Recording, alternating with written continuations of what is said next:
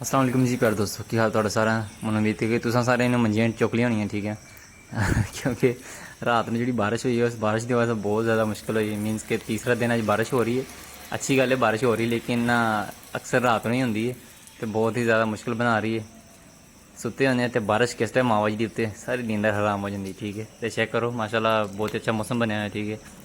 बारिश आ रही तड़ा तड़ ठीक है कोई रोक टोक नहीं है तो बदल भी गरज रहा तो बिजली भी चमक रही है वेख सकते हो। बस फ्लैश ही बजते पे ने कोई ज़्यादा खास नहीं हैगी लेकिन बस नॉर्मल ही लेकिन फिर भी अलहमदुलिल्लाह ठीक है।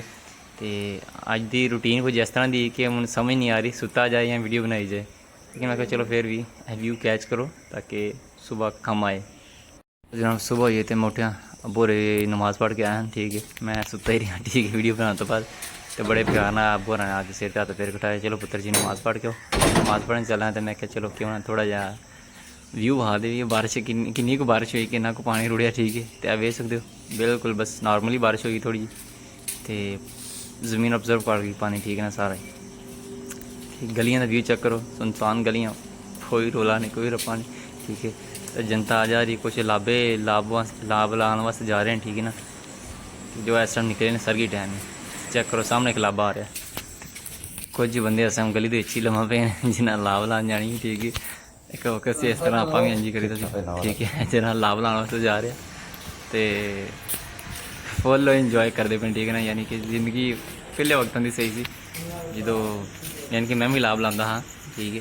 तो हूँ अजकल फिलहाल छड़ी ठीक है कोई पता नहीं है। लो जी मस्जिद का दरवाज़ा आ गया ठीक है। तो दुआ पढ़ के मैं सीधा अंदर वड़ गया तो सामने चेक किया है कि नमाजी नमाज़ पढ़ते पे ठीक ना। नमाज़ फजर की जी जमात है वो यानी कि ख़त्म हो गई ठीक है पढ़ ली गई है।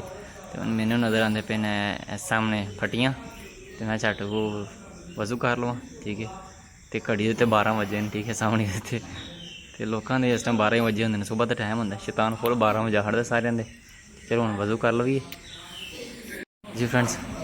नमाज़ पढ़ के सबक भी पढ़ लिया ठीक है।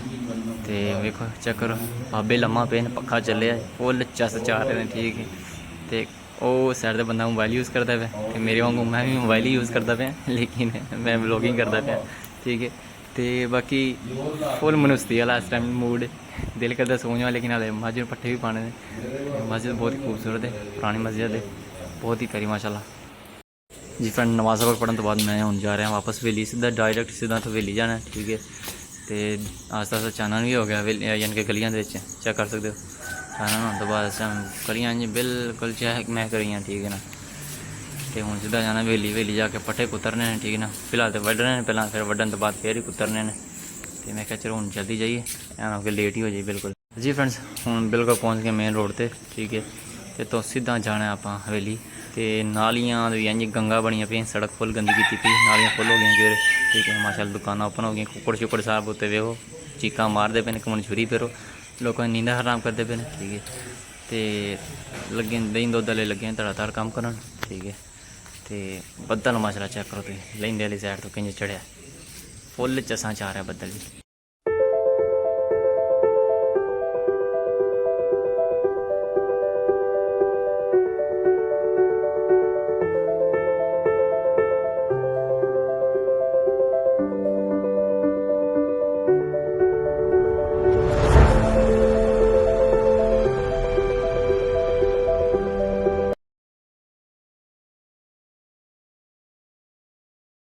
तो जी फ्रेंड्स चेक करो ठीक है ज्वार बचाई हो गया ठीक है ना। जो डिग्गी सी फिर बिल्कुल ना ऑटोमेटिकली खड़ी हो गई नेचर है ठीक है ना। ज्वार पानी लगे हवा पवे तो खड़ी हो जाती ठीक है बचाव हो गया। तो हम फिलहाल सीधा जा रहे हैं मझ के कोल ठीक है ना बिल्लो आने कोल क्योंकि इस टाइम उन्होंने लगी भुख तो बहुत फिर ना छाला मारदी सुबह सुबह का टाइम होंगे उछलती कि टाइम सिर लंगर मिले तो कंज खलोती ठीक है ना खुरली दे पूरा गंद पाया होना इन्हें वो ही गल बारिश की वजह बिल्कुल इस टाइम फुल बटा फुल गंद पे उन्हें कोई परवाह नहीं है कि मैनू कि मुश्किल होती है। फिर जो पूछना घमा छट्टे मार दी मूँह देते हैं बदल चेक करो बदल फुल इस टाइम ना डार्क हो गया ठीक है। तो यह भी डार्क हुई पई है हूँ लगी इन भुख गिले पट्टे नहीं खाती मैं सोचा क्यों ना बिले पट्टे तपाई में चढ़ने तो फिलहाल चेक करो व्यू ठीक है। मॉर्निंग व्यू ज़बरदस्त पीस प्लेस ठीक है। तो चरिंद प्रिंट ऑर्डर है लोग जा रहे हैं कम्मा कर ठीक है ना। तो चेक करो मोटरसाइकिल तो चाचे जा रहे हैं दुध चोने पट्ठे पाने ठीक है। ਤੇ ਉਧਰ ਕਾਲਾ ਬੱਦਲ ਚੜ੍ਹੇ ਆ, ਸਵਾਦ ਆ ਜਾਏਗਾ ਅੱਜ ਤੇ। ਥੋੜਾ ਜ਼ੂਮ ਕਰਕੇ ਆਉਣਾ, ਪੱਤੇ ਚੈੱਕ ਕਰੋ ਤੇ ਕਿੱਦਾਂ ਹਿਲਦੇ ਪਏ ਨੇ। ਪੀਪਲ ਦੀ ਸਦਕੇ ਜਾਵਾਂ, ਪੀਪਲ ਦੀ ਛਾਂ ਬਹੁਤ ਠੰਡੀ ਹੁੰਦੀ ਏ।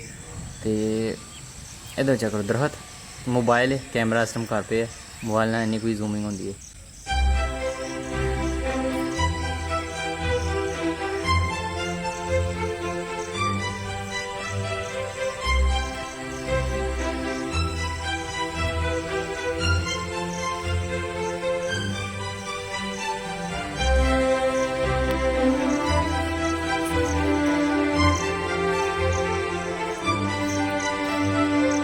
जी फ्रेंड्स चेक करो, माल्टे लगे हुए हैं, ठीक है। माल्टे तो पानी के कतरे खलोते हुए हैं, ठीक है। पिंडा का अपने ही मोल है, लूने मिठे चोल हैं, ठीक है। बदल भी उधर भौं भौं के मेरी तरफ आ रहा है, चेक कर सकते हो। काला शाह बदल है, ठीक है ना। तो चसा चाहो पित मारो सारे। सो फ्रेंड्स हूँ वारी आ गई पट्ठे कुतरन की, जल्दी ना पट्ठे कुतर के अंदर नसीए, ठीक है। बदल बहुत ज़्यादा आ गया, ऐ ना हो कि लेट हो जावा, ठीक है। कि इतने तारा सारा चौंदा है, ठीक है ना। ऐ ना काम खराब हो जाए। तो टाइम सिर पट्ठे कुतर के बिल्ले पा के सीधा घर।